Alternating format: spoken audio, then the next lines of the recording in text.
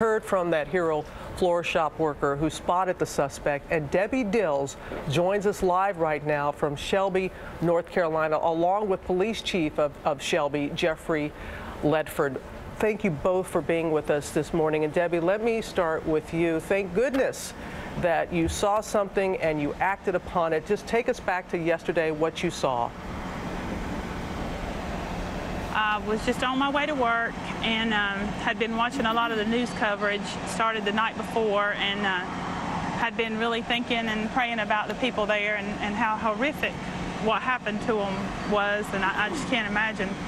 I can't imagine in my heart of hearts what was going on with them. But I was just on my way to work, and I had seen a lot of the coverage, and I'd seen pictures of the car and pictures of the young man, and I just looked over and noticed the car, and I couldn't figure out really why I was looking at it.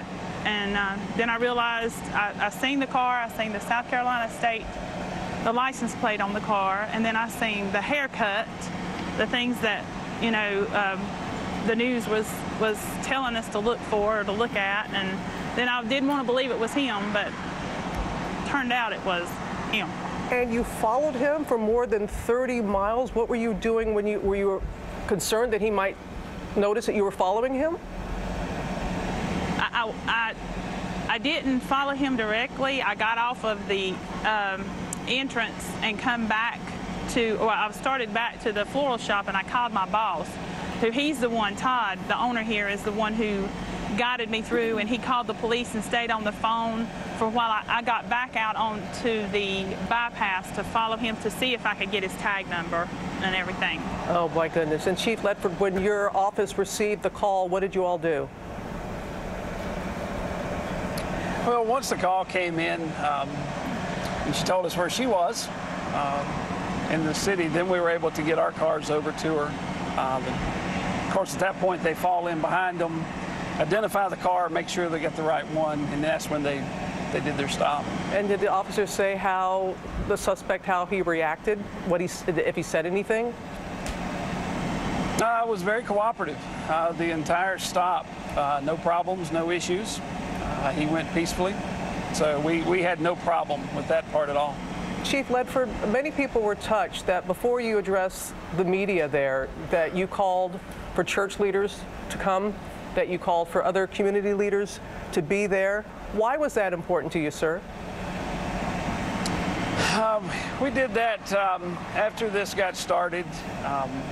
We're fortunate. We have a coalition locally, a faith-based partnership, so to speak. So I had put something out to them. It had already gotten to the media. So I sent something out to a lot of our local clergy and said, here's what we've got. First off, we ask them, you know, keep our staff and the folks in Charleston in your thoughts and in your prayers, and told them if you wanted to come up, we'd be more than happy to have you. So they came up and were a tremendous asset to us, not only from a staff standpoint, but from people who were coming to the department in the parking lot. Obviously, they had questions, emotions were up and down.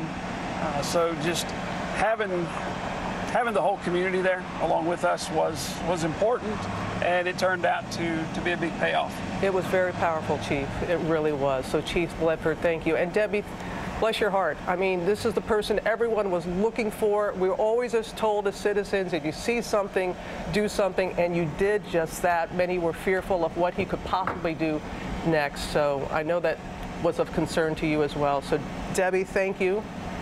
Chief Ledford, thank you very much. Our best to everybody there. Thank you. Thank you. You take care. Oh, thank goodness for Debbie. Oh. She said she was praying for those victims and spotted the car. Robin, thanks. We'll have much more, of course, on World News Tonight. But